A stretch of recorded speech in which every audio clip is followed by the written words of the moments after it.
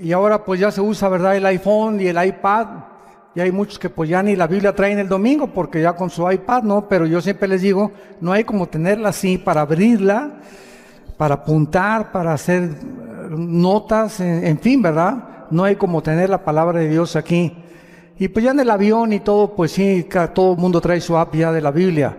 Yo traigo 3, 4 versiones de la Biblia para poder estudiarla, pero no hay como ya para estudiarla y oírla y predicarla, tener aquí el libro bien abierto. Muy bien. Abran sus Biblias en el capítulo 8 del libro de Daniel y vamos a comenzar a desarrollar esta conferencia sumamente interesante acerca de un personaje tan controvertido desde hace muchos años, llamado en la Biblia el Anticristo. Y en el capítulo 8 del libro de Daniel, porque es uno de los libros junto con el Apocalipsis que más menciona y detalla el carácter del Anticristo, nos damos cuenta por qué el mundo ahorita está como está. Vamos a ver del versículo 23 en adelante para que más o menos tengan ustedes una idea. Y no es una coincidencia que desde 1946 hayan comenzado a aparecer objetos voladores no identificados, conocidos como los famosos ovnis. No es tampoco coincidencia que han pasado casi 5,500 años de historia y la ciencia, astrofísicos, ingenieros hidráulicos, arqueólogos, geólogos, no han podido determinar quién construyó las pirámides de Egipto, quién hizo las ruinas de Stonehenge en Inglaterra, las de Machu Picchu en Perú, los círculos grandísimos que están arriba del mar de Galilea, en el norte de Israel, que solamente desde un avión lo puedes ver, y son piedras de más de 100 toneladas formadas en círculos, apuntando todas hacia los signos del zodíaco y hacia los 4 puntos cardinales del mundo. Hasta ahorita los geólogos y los sociólogos no han podido entender la civilización maya, la misteriosa civilización maya que apareció y desapareció. No saben cómo, no saben por qué. Pero ¿cómo es posible que los mayas hace 3,500, 4,000 años, sin telescopio, sin calculadora, sin computadora, hayan podido calcular el año de 365 días, el año lunar, y haber podido tener las investigaciones astronómicas que hasta que Galileo Galilei, 1620-25 más o menos, comenzó a hacer experimentos con los primeros telescopios, los mayas hayan podido tener conocimientos avanzadísimos, cuando la mayor parte de los historiadores dicen que venimos del hombre de Cromañón, del hombre de Pekín, del hombre de Neandertal, que venimos de los changos y que venimos evolucionando, cuando estas evidencias históricas nos demuestran que hace 4,000 años, 4,500 años, eran muchísimo más inteligentes que nosotros. Entonces, o hace 4,000 años o 5,000 años el mundo estaba en la agricultura, cuando ni tractores tenían, y ya estamos hablando de que tenían conocimientos astrofísicos y astronómicos, arquitectónicos, con qué sierras cortaron las piedras de 200 toneladas, cómo los amontonaron en la pirámide de Giza, en el Cairo, en Egipto. ¿Con qué sierras de esmeril pueden haber tenido ese avanzado conocimiento para haber hecho lo que hacen? Y han hecho cientos de experimentos para tratar de imitar o descubrir por qué las hicieron, y hasta este momento nadie lo ha podido saber.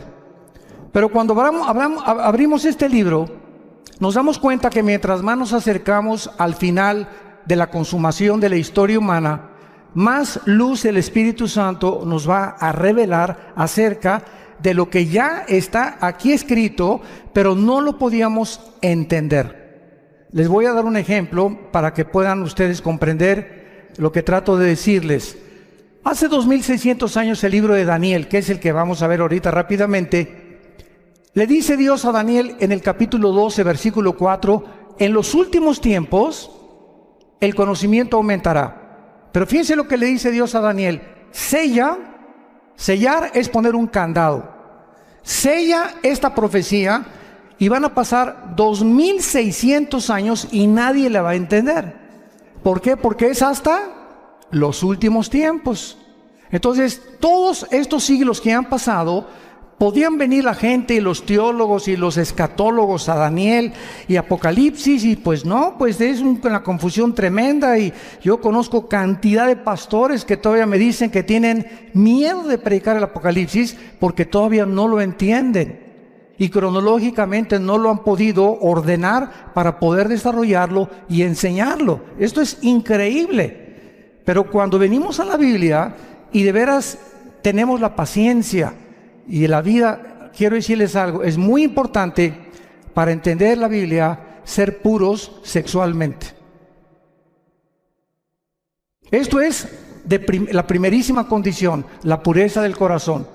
Nuestra vida tiene que estar limpia por dentro, nuestra alma, para que el Espíritu Santo no tenga ningún estorbo en revelar a mi mente y yo no tenga imágenes de pornografía, ni estar pensando con otra mujer que no es mi esposa, etcétera, etcétera. El Espíritu Santo es más sensible que una paloma, por eso se le compara con una paloma. Y Él sabe cuando tú ves a una mujer que no es tu esposa, cuando te aprovechas con tu novio o con tu novia, y todas estas cosas molestan a Dios porque es un Dios santo. Pero eso sí, ¿verdad? Cuando se trata, a ver, explíqueme la predestinación, y explíqueme esto, ¿y por qué no entiendo estas cosas? ¿Y sabes por qué? Por tu vida sucia. Porque cuando comiences a limpiar tu vida y a tomar en serio a Dios, no te imaginas de qué forma se va a ampliar tu capacidad de percepción y de discernimiento espiritual para que entiendas las cosas profundas de Dios. En uno de los salmos dice la Biblia: al pueblo Dios le dio a conocer sus obras, a Moisés sus caminos. Qué tremendo está esto. O sea, el pueblo vio cómo cayó agua en el desierto, cómo cayeron codornices, cómo pudieron ser sostenidos en un desierto sin nada. Y lo único que el pueblo quería era ver milagros, milagros, milagros, milagros. Pero durante 40 años el pueblo en el desierto nunca tuvo el conocimiento de los caminos de Dios. ¿Por qué Dios hace lo que hace? Y esta es la razón también por la cual muchos cristianos se desaniman y se frustran. Es que no me ha funcionado el cristianismo y Dios no me ha contestado mis oraciones. Y la raíz de todos los problemas es el pecado. Nuestra vida sucia, nuestra vida que no está limpia delante de Dios, las tranzas, la deshonestidad, la falta de integridad, en todas estas áreas tenemos que tener muchísimo cuidado para que podamos dejar la libertad al Espíritu Santo y Él pueda ampliar nuestro entendimiento. Y en esta generación, como dice Daniel 12, los entendidos entenderán. Y dice los salmos, ¿verdad? Dichoso el hombre que guarda los mandamientos de Dios, porque entenderá el temor de Dios. Y si tú no quieres seguir a Cristo cargando una cruz, no lo sigas. Y si no quieres negarte a ti mismo, te va a costar más trabajo. El otro día tuvimos un caso, mi esposa y yo, de una pareja, que él va a una iglesia y la esposa va a otra iglesia. Pero la esposa es la directora de la escuela, es la directora de la femenil de la otra iglesia, pero no quiere ir a la otra iglesia de su esposo. Pero es directora de la femenil y ella dice que quiere seguir a Cristo, pero sin una cruz, porque la Biblia dice que la esposa debe seguir al marido. Entonces ella, si es cristiana, debe entender algo. Una cruz es seguir a Cristo haciendo sacrificios. Pero hay cantidad de cristianos que quieren seguir a Cristo con la novia fornicando, quieren seguir a Cristo, uno por acá y otro por allá, y dicen que siguen a Cristo. Increíble. Y a Jesús no lo sigues así. Implica sacrificio seguir a Cristo. Tenemos que entender esto y negar nuestros intereses personales. Una mujer de Dios dice: Padre Santo, me gusta mi iglesia, pero mi esposo va a otra iglesia y a menos que no sea una secta, no tienes por qué seguirlo. Pero no era una secta, era otra denominación.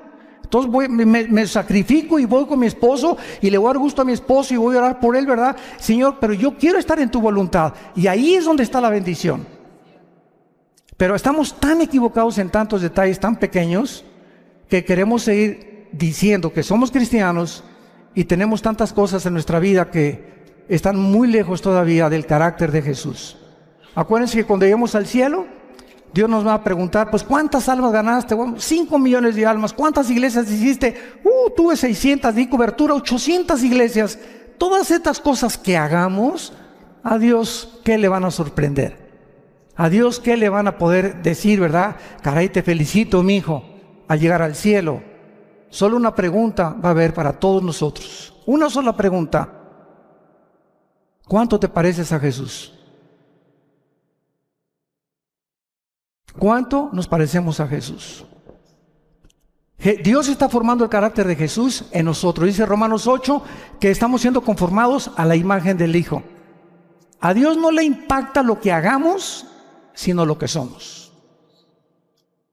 Hay misioneros que yo conozco y pastores que tienen, en toda su vida ganaron 4, 5, 6 almas, obtuvieron discípulos como el que nos guió a mi hermano Alejandro y a mí, un misionero norteamericano bautista que nos ganó para Cristo, y ganó solamente a 7 personas. Él oró por 7 discípulos. Vino a México y le dijo, Señor, dame 7 discípulos en México, en la Ciudad de México. Y mi hermano y yo fuimos de los privilegiados de estar con este hombre de Dios. Y él se murió y nada más ganó a 7 discípulos. Y los 7 discípulos somos los 7 cristianos, ganadores de almas, y estamos en el ministerio de Cristo. Cuando lleguemos al cielo, todo el fruto que podamos nosotros tener va a ser para Él. Pero Él supo lo que es servir a Dios. Entonces no se trata también de tener grandes multitudes y grandes aquí, cosas por acá, porque ahorita es lo que más llama la atención. Ahorita se trata de hacer discípulos. Yo te pregunto a ti que eres cristiano, desde que tú te convertiste, ¿a cuántas almas has ganado para Jesús? Nadie levante la mano. ¿A quiénes les has hablado desde que te convertiste de Jesús? ¿Tienes a alguien en tu casa, tu hija, tu hijo, tu primo, tu mamá, a quien estés discipulando? ¿A quien le compartas lo que aprendes los domingos en la iglesia o en los seminarios?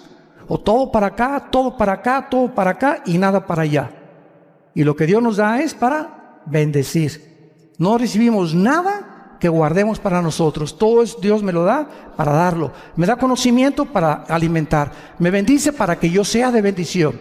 Me fortalece para que yo fortalezca. Me anima para que yo anime. Nunca nos quedamos con nada, porque es cuando comenzamos a vivir para nuestros propios intereses. El anticristo va a ser la personificación de la maldad, la obra de arte de Satanás. Dice en el libro de Daniel capítulo 8 versículo 23, y al fin del reinado de estos, está hablando de Babilonia, el actual Irán, que Babilonia es Irak, lo vamos a ver ahorita, Irak, Irán, Grecia y lo que fue el antiguo Imperio Romano. Cuando terminaran estos 4 naciones y desaparecieran del mapa y volviera otra vez el anticristo a resurgirlas otra vez y a revivir el antiguo Imperio Romano y el Imperio griego para que el anticristo pueda preparar su entrada, dice la Biblia que cuando los transgresores lleguen al colmo, se manifestará un rey altivo de rostro, entendido en enigmas. En otras palabras, Dios no va a levantar al anticristo hasta que la raza humana llegue al colmo. Yo les pregunto, ¿qué es llegar al colmo? La Biblia nos los enseña. Hubo 2 ciudades en la Biblia, en Génesis 18 y 19, Sodoma y Gomorra. Y Dios le dijo a Abraham, oye Abraham, ven para acá. No voy a revelar nada sin que tú no lo sepas. Voy a destruir esas 2 ciudades. ¿Pero por qué? Le dice Abraham. Porque no hay justos en las ciudades. No los voy a destruir por la depravación sexual que hay, sino porque no hay justos suficientes para que yo no las destruya. ¡Qué tremenda lección de Dios! Y pues ya saben todos, ¿verdad?, que Abraham le dijo a Dios, oye, si hay 50 justos, la perdono. 40, la perdono. No encontraron más que uno solo, Lot. Porque hasta la esposa se quedó convertida de sal.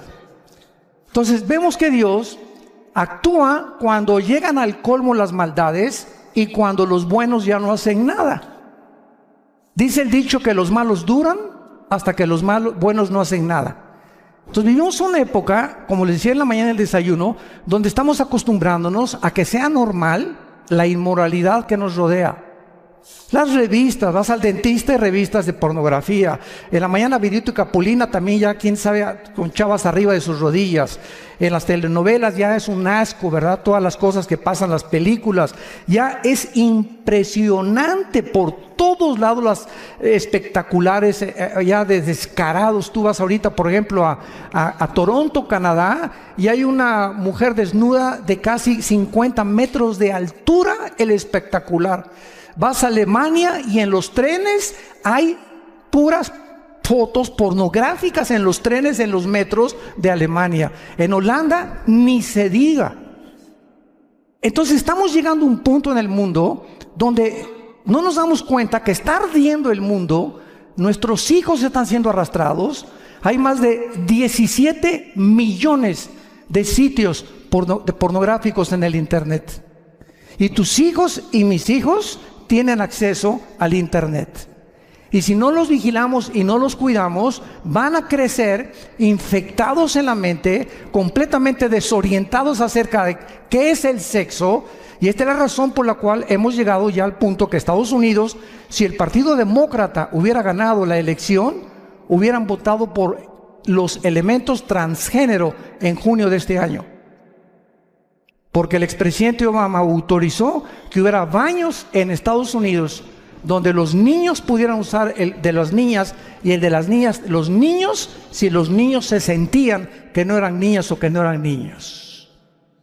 Este es el colmo. En junio del año pasado se legalizó los matrimonios gays en Estados Unidos.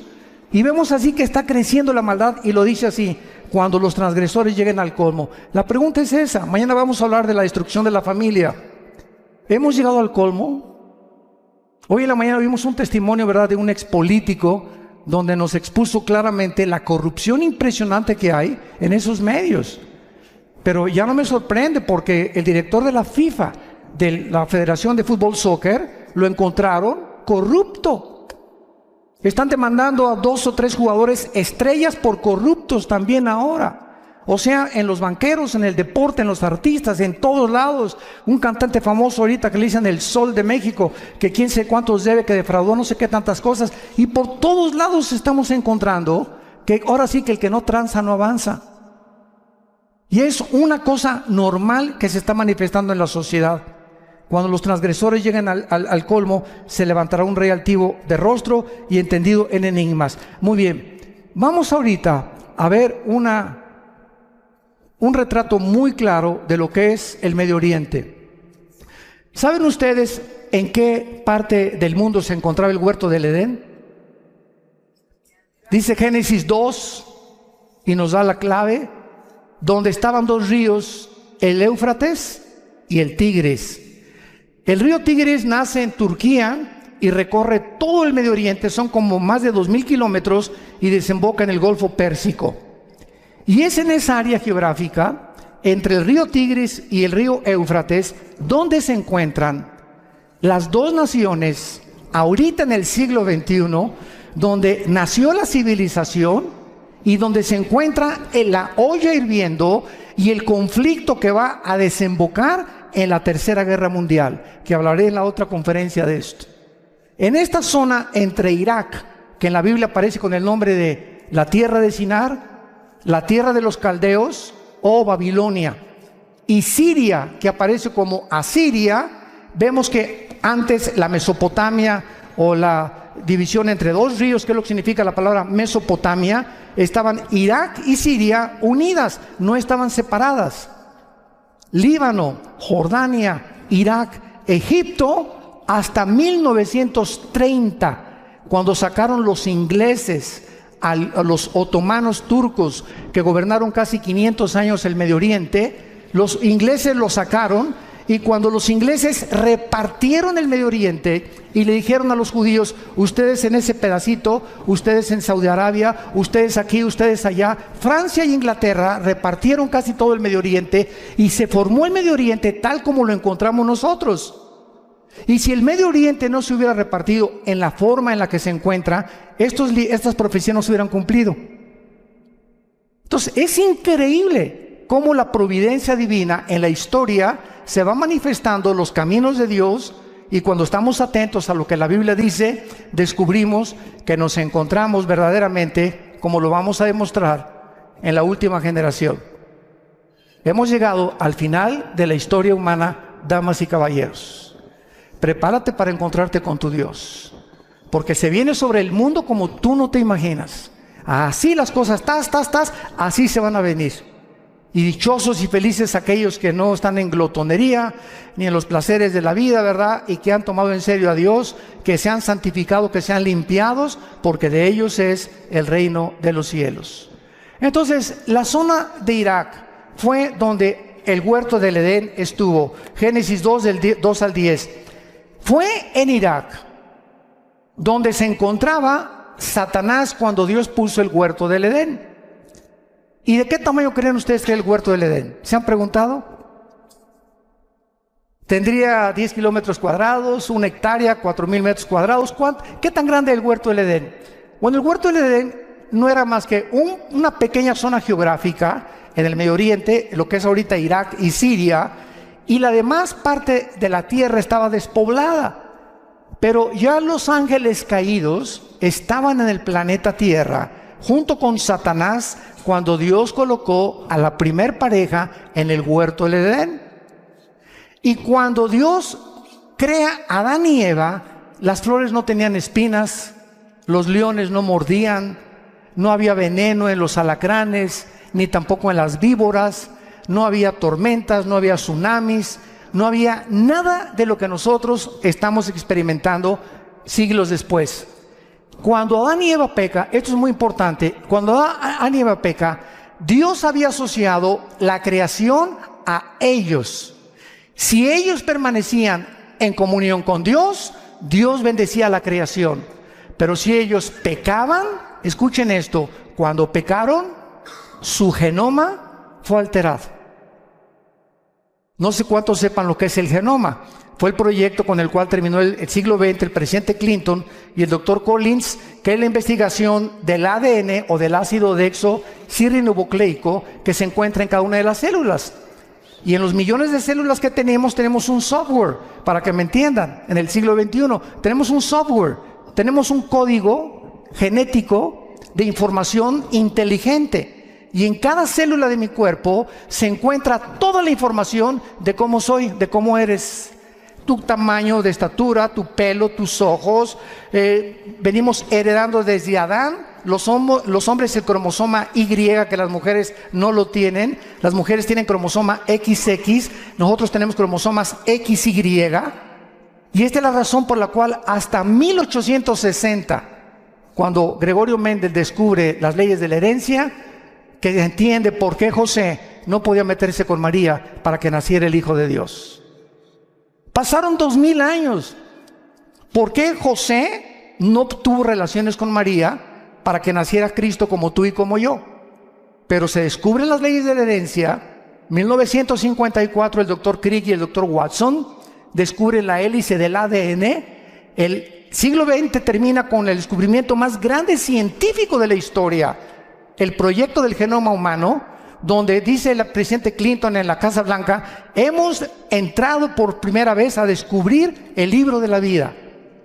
Y desde que el hombre comienza a introducirse en el ADN y a investigar el ADN, que es lo que determina nuestra genética de cada uno de nosotros, descubre la mayor parte de los científicos ateos que era imposible que viniéramos de Chita. Que la mentira y el fraude intelectual más grande del siglo XX, darwiniano, como decía el ministro de propaganda de Adolfo Hitler, Joseph Goebbels, cuando una mentira se predica 10 años, 100 años, se acaba aceptando como una verdad. Entonces comienza el siglo XXI y cantidad de científicos ahorita ateos, que estamos viéndolos en internet, se están convirtiendo porque el ADN niega que el ADN de un mamut sea igual al de un camello o al de un rinoceronte, o el ADN del chango sea igual al del águila, o el del águila sea igual al del halcón. Y cada uno de nosotros tenemos en cada especie, porque hay 4 especies: la especie humana, la especie animal, la especie de las aves y la especie de los peces. Y no venimos las 4 especies que hay, las 4 características o elementos que forman el mundo que nos rodea. Ninguno tiene el mismo ADN, como ninguno tiene las mismas huellas digitales. Increíble. Entonces comienza la ciencia a ser revolucionada y entendemos que cuando Adán y Eva pecaron, cambió la genética de la creación. Las rosas comenzaron a crecer con espinas. Los animales se comenzaron a volver feroces. Comenzó la naturaleza a volverse enemiga de nosotros, con tornados, con huracanes, con inundaciones, etcétera, etcétera. Comenzaron a propagarse todo lo que se llama la propaganda bacteriológica, los virus, los microbios que comenzaron a atacarnos, se volvieron nuestros enemigos, y todo debido al pecado humano. Por eso dice Romanos 8 que la creación gime a una, esperando la redención de nosotros, porque cuando seamos redimidos nosotros, la creación regresará al huerto del Edén otra vez. Y esto es precioso, porque nosotros los cristianos que me escuchan, santos de Dios, toda esta información que les doy es la información que ahorita están buscando los científicos y no la tienen. ¿De dónde vienen los platillos voladores desde 1946? Porque cuando venga el rapto, ¿qué creen que van a decir?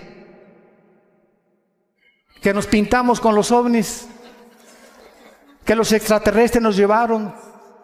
Y Alberto Einstein en 1943 demuestra al presidente Roosevelt en Estados Unidos, al doctor Fermi y al doctor Oppenheimer alemán. Alberto Einstein demuestra con su famosa teoría E igual a mc al cuadrado, la energía es igual a la masa por la velocidad de la luz al cuadrado, que la conquista del espacio es imposible científicamente, por 2 razones: la velocidad y el tiempo. Si sacamos una nave y nos vamos ahorita a Marte, van a pasar, pongan ustedes que nos vamos a la velocidad 300,000 kilómetros por segundo, que es la velocidad de un año luz. Vamos a esa velocidad, llegamos a Marte y pasaron 1 año. Aquí en la Tierra pasaron 5 años. Entonces, si tu esposo tiene 30 años y se va a Marte, y tú tienes 25, él te lleva 5 años de edad, y allá pasan 10 años, cuando él regrese, tú vas a parecer su abuela. Y además, ninguna nave podría ser construida jamás que pudiera evadir los millones de piedritas minúsculas que existen en el espacio, porque la destruiría a la velocidad de la luz. Así que todas esas yo le llamo marihuanadas, de que la guerra de las galaxias y por aquí, por allá, etcétera, etcétera, son los pininos y la imaginación, porque, ¿verdad? Julio Verne, Walt Disney, no se puede detener la imaginación humana. Pero ya la Biblia lo decía en Hechos 17 también, cuando Pablo les predicó a los filósofos en Atenas, que Dios hizo el cielo y la tierra y fijó los límites de habitación del ser humano. Entonces, todo lo que está pasando ahorita en el mundo está siendo preparado para la culminación del último acto de Dios. Y Dios no quiere que ni tú ni yo estemos desapercibidos y que no nos agarre como ladrón en la noche, porque vendrá así. Y si llega la oportunidad a tu vida y Dios te quiere usar para algo en este tiempo y tú no estabas listo, no estás preparado, has estado jugando con Dios en los últimos meses, últimos años, la oportunidad no te vuelve a venir. Dios no necesita a ninguno de nosotros. Nadie somos indispensables. Se brinca y Dios agarra a Pepe o agarra a Carmelita o a Lupita o a Juan, pero Dios termina su plan. Nos da el privilegio que seamos nosotros los que le sirvamos. Aprovechémonos de este privilegio. En tercer lugar, ahí fue en Irak donde cayó el ser humano.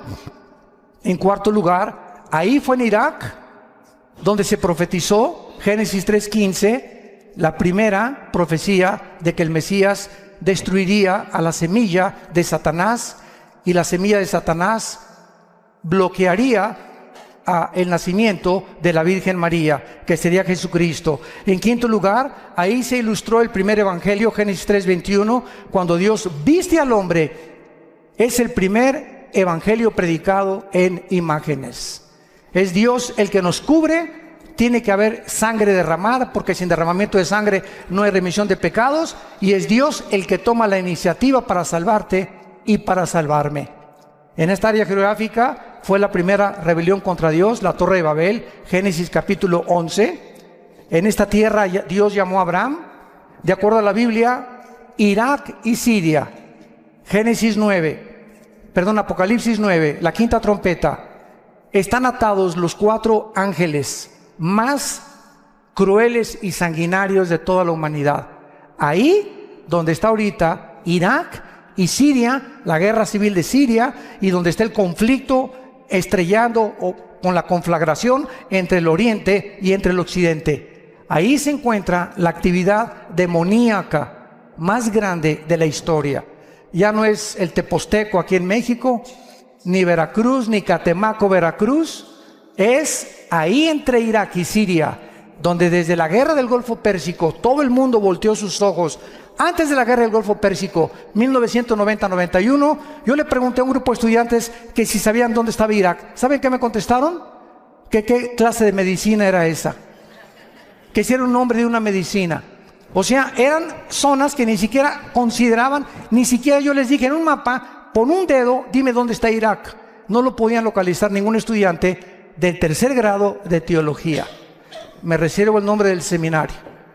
Pero era increíble. Y desde el 90 hasta nuestros días, pues ya todo el mundo sabemos, ¿verdad?, que Irak, ¿verdad?, está junto a Israel, junto a Jordania, ¿verdad?, junto a Siria, etcétera, etcétera. Pero es el área donde ahorita la atención mundial se ha concentrado. Y el punto al que quiero llegar es el siguiente. De esta zona geográfica, entre Irak y entre Siria, saldrá el anticristo. Ahorita regresamos a Daniel, vayamos a Génesis 49. Y vamos a ver con mucho detenimiento lo que en los últimos años se han tratado de especular acerca del origen del anticristo.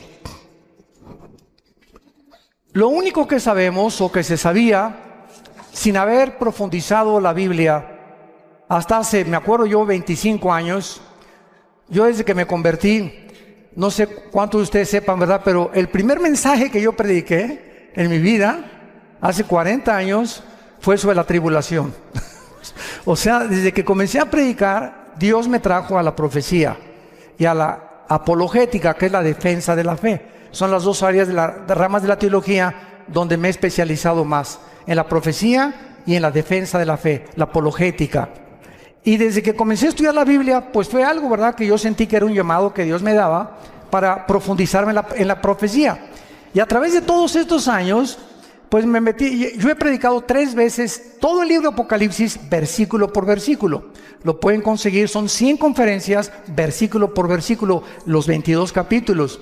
Pero lo he predicado 3 veces, pero lo he grabado 3 veces, pero lo he predicado como 6 o 7 veces en toda mi vida que llevo de cristiano. Y cada vez que lo predico encuentro algo diferente.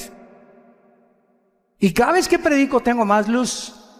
Y cada vez que predico, a la luz de los descubrimientos científicos que están sucediendo en el mundo, como lo de la genética, como el proyecto Genoma Humano, etcétera, etcétera, entiendo más por qué hace 2000 años el apóstol Juan en Apocalipsis dijo que el anticristo marcaría con el 666 a la humanidad. ¿Cómo podría ser posible si no se hubieran inventado las computadoras? ¿Cómo podíamos ser posible que en el capítulo 11 de Apocalipsis, cuando se maten a los 2 testigos, dice que todas las tribus y todas las lenguas verán al mismo tiempo el mismo evento? ¿Cómo podría ser posible si no se hubieran inventado los satélites de comunicación en los 70 del siglo pasado? Todo va cobrando sentido conforme la ciencia va aumentando, y nosotros decimos, ¿verdad?, la Biblia tenía razón. Hasta que se descubre la genética, se entiende por qué María no podía tener relaciones con José. Porque si José se hubiera metido con María, el esperma Y, el cromosoma Y del varón, viene infectado desde Adán, porque nosotros transmitimos el pecado. La mujer es la receptora, nosotros traemos la semilla, los varones. Si José se mete con María, Cristo nace como naciste tú y como nací yo, en pecado. No hubiera podido pagar por nosotros. Tenía que nacer con un cromosoma que fuera el Espíritu Santo el que fertilizara el óvulo o las dos X de los cromosomas de María, para que Dios pusiera el cromosoma Y de una forma divina y el Hijo de Dios naciera hombre y naciera Dios también. Todas estas cosas las comenzamos a comprender gracias a los descubrimientos de la ciencia. Y cuando la ciencia descubre algo, la ciencia dice, la Biblia se nos adelantó. Y la Biblia es más moderna que el periódico Mañana en la Mañana. Todo lo que estamos viendo ahorita, ya la Biblia lo decía, pero pues los cristianos siguen con Ricas y Famosas, el Calimán, las telenovelas, peleándose, viviendo en pecado, queriendo saber cosas y teología, y me quiero ser pastor, o quiero ser misionero, o por qué no bendice Dios mi hogar, por qué no tengo dinero, por qué no prospero, etcétera, etcétera, simplemente porque hay una sola condición. La bendición para la bendición es la obediencia. No hay más, así de sencillo. Tú obedece este libro y obedece lo que Dios te dice, no te imaginas, no tienes la menor idea de cómo Dios te va a bendecir. En Génesis 49, dice el versículo 16 y 17, una profecía que hizo Jacob antes de morir. Dan juzgará a su pueblo. Dan era una tribu, como una de las tribus de Israel. Será Dan serpiente junto al camino, víbora junto a la senda, que muerde los talones del caballo y hace caer hacia atrás al jinete. Muy bien, de acuerdo a esta profecía, hace 25 años, yo estuve de acuerdo también. Y de acuerdo a Daniel 11, 35 y 36, que dice que el anticristo del amor de sus padres no hará caso. Y de muchas otras que parecen que el anticristo sería judío. Resulta que comenzamos a escarbar más la Biblia. Como vayamos ahora a Isaías capítulo 10, rápidamente, Isaías 10. Y comienzan a surgir la otra línea de comprensión de que al anticristo se le llama más de 10 veces en el Antiguo Testamento el asirio. El asirio, o sea, de la región geográfica donde se encuentra ahorita ISIS, el grupo terrorista radical islámico, ISIS. Dice así en Isaías capítulo 10, versículo 5, oh Asiria, vara y bácula de furor en tu mano he puesto mi ira. Le mandaré contra una nación pérfida y sobre el pueblo de mi ira, o sea, Israel, para que quite despojos, arrebete presa, Versículo 12, ojo, pero acontecerá que después que el Señor haya acabado su obra en el monte de Sión y en Jerusalén, ¿ya la acabó? Todos estamos de acuerdo, ¿verdad? Dios no ha terminado con Israel, no ha acabado su obra con ellos. Después que Dios acabe su obra, castigará el fruto de la soberbia del corazón del rey de Asiria y la gloria y la altivez de sus ojos. Y así ya no me da tiempo de ver todos los versículos, como en Miqueas 5, del 2 al 6, donde también se menciona al asirio viniendo contra Jerusalén en los últimos tiempos. Y entonces hay esto cuando estudiamos teología. Por un lado, hay profecías que ponemos en la balanza, que parece que el anticristo iba a ser judío. Y ponemos en la balanza otros versículos que nos amuestran que el anticristo viene definitivamente de Asiria, de donde se encuentra ahorita ISIS. ¿Cómo podemos compaginar cuando encontramos en la Biblia que se predica la predestinación, pero también se predica la responsabilidad humana? ¿Cómo podemos entender que la salvación no se pierde y unos dicen que sí se pierde la salvación? Entonces vemos aparentemente doctrinas o líneas de pensamiento que parece que se contradicen una contra la otra, pero el problema está en nuestra mente y no en Dios, en nuestra falta de comprensión. Vean ustedes este ejemplo del anticristo. Dice la Biblia que saldrá de Dan, que será judío, y dice la Biblia que se le llama el asirio. Muy bien, ¿cuál es lo que compagina o qué escrituras unen a las dos para poder entender de dónde viene el anticristo? En el año 700 antes de Cristo, apúntalo, o sea, hace 2700 años, los asirios se llevaron cautivas a las 10 tribus de Israel. 100 años después, Nabucodonosor, en el año 585 antes de Cristo, 100 años después, vino y se llevó a las últimas 2 tribus. Estas 10 tribus que se fueron a Siria hace, ¿cuánto? 2700 años, se diluyeron en el mundo entero.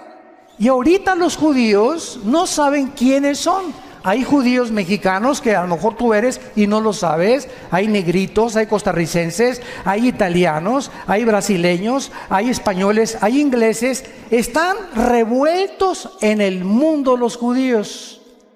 Y ahorita solamente hay los que creen que vienen de Leví, de la tribu de Leví, y los de Cojén, que son los sacerdotes.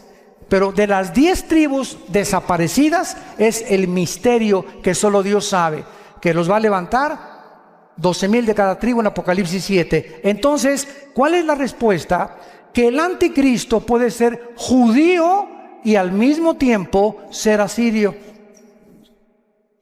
¿Sabían ustedes que ahora los sociólogos están llegando a corroborar que Hitler era judío? Que tenía raíces judías, tu paisano. Increíble, ¿no? Han pasado siglos y comenzamos a descubrir cosas que dices, Dios mío, güey, a lo mejor yo no sé ni de dónde vengo, pero tenemos antecedentes de quién, a lo mejor desciendes hasta de Pancho Villa. Pero así es la genética. Entonces el anticristo, ¿verdad?, surge geográficamente de Asiria, y es lógico, ¿verdad?, que también haya sido perteneciente a una de las tribus de los judíos, que es la tribu de Dan. Ahora, cuando este líder de ISIS declaró que querían establecer el califato en todo el Medio Oriente y borrar la frontera entre Irak y entre Siria para establecer el califato, la palabra califa significa el sucesor en el idioma del Islam. Entonces los califas eran los que decían que eran sucesores directos de Mahoma. Y el musulmán está dividido en 2 ramas, en los sunnis, que son el 85%, ISIS es suní, y los chiitas, que son el 15% que viven en Arabia Saudita y en Irán. Y casi todo el Medio Oriente son sunnis, son los que controlan y matan a sus hermanos chiitas porque dicen que son los únicos sucesores de Mahoma. Entonces, este conflicto que está ahorita en el Medio Oriente es precisamente el que va a pavimentar la próxima guerra para que salga el anticristo, como lo mencionamos en esta mañana. El anticristo tendrá poderes sobrenaturales satánicos. Vayamos rápidamente a Apocalipsis capítulo 13 y veamos lo que el apóstol Juan menciona acerca del poder impresionante que el anticristo tendrá, y algo muy importante que les quiero compartir. La mayor parte del mundo cree que el anticristo va a gobernar el mundo entero. ¿Por qué? Porque aquí en Apocalipsis hay un versículo que dice que estará sobre todo tribu, lengua y nación. Pero lo mismo se dijo de Nabucodonosor en su tiempo. Y era tribu, lengua y nación del tiempo en que Nabucodonosor vivió y de la nación de Babilonia. Alejandro el Magno se menciona que también abarcó el mundo entero conocido. ¿Cómo sabemos que el anticristo no va a gobernar todo el mundo? Porque en Daniel 11, 40 al 45 dice que el rey del sur se levantará contra el rey del norte, harán guerra contra el anticristo tendrá que destruir Egipto, y en Apocalipsis 16, 12 al 16 dice que los reyes del oriente vienen al Armagedón, Joel capítulo 3, al valle del Megido o al valle de Jezreel a pelear contra el anticristo. Entonces, el anticristo va a gobernar 10 naciones nada más. 5 de Europa y 5 del Medio Oriente, que pertenecían al antiguo Imperio Romano, que es otra profecía del capítulo 2 de Daniel, de la estatua de Nabucodonosor, que representa los 10 dedos y los 10 cuernos de Apocalipsis capítulo 17, que tampoco nos daría tiempo de poder cubrirlo. Pero en Apocalipsis 13, dice el versículo 1, me paré sobre la arena del mar, y vi subir del mar una bestia. Y esto es interesante. ¿Por qué se le llama bestia al anticristo? Si ustedes han estudiado Daniel, capítulo 7 y capítulo 8 de Daniel, dice la Biblia, vi a 4 bestias que se levantaron. Una era como un oso, la otra era como un leopardo, la otra era como un león, que son Babilonia o Irak, que son Persia, que es Irán, y que es Grecia. El leopardo, las conquistas de Alejandro el Magno.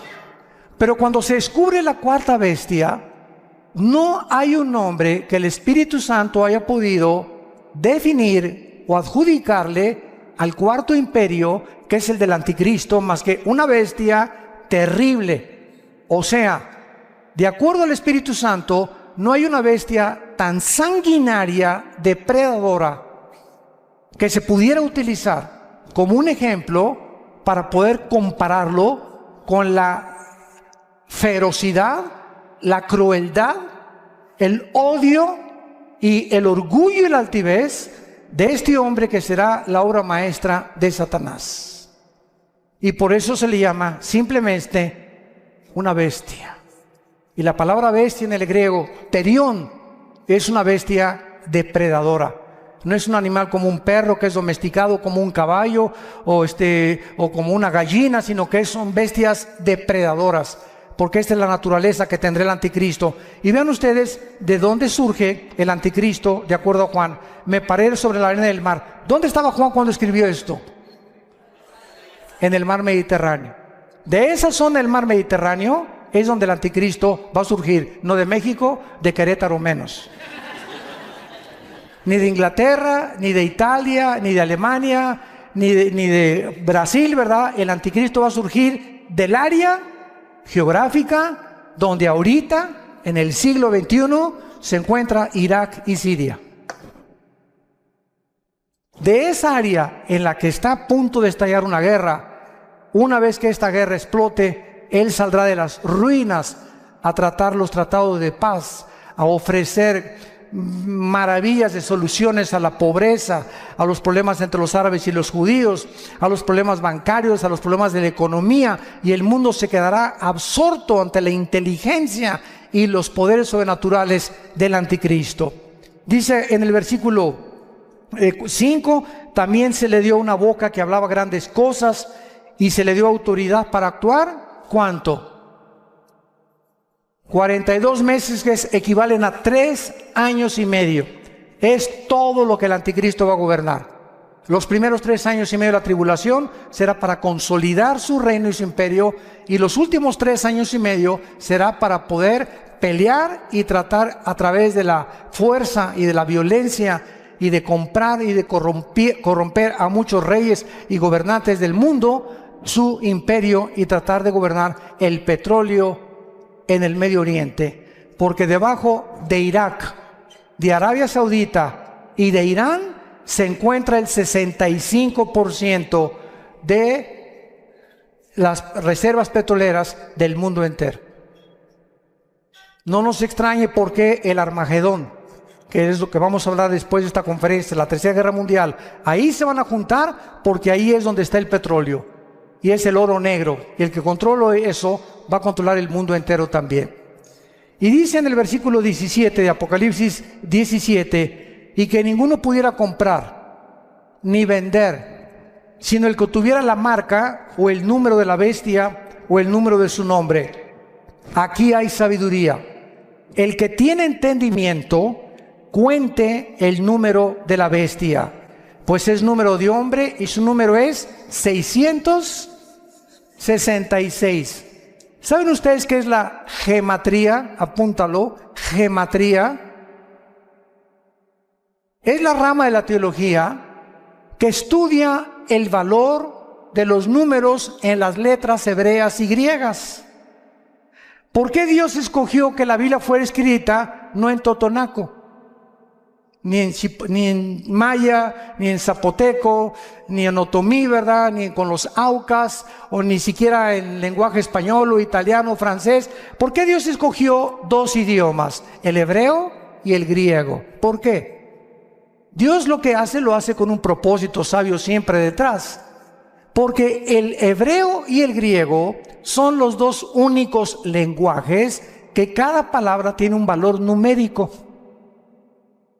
Por ejemplo, la famosa V de Víctor en el griego representa al 5, la X al 10, el 50 ¿cuánto? Ni sabes.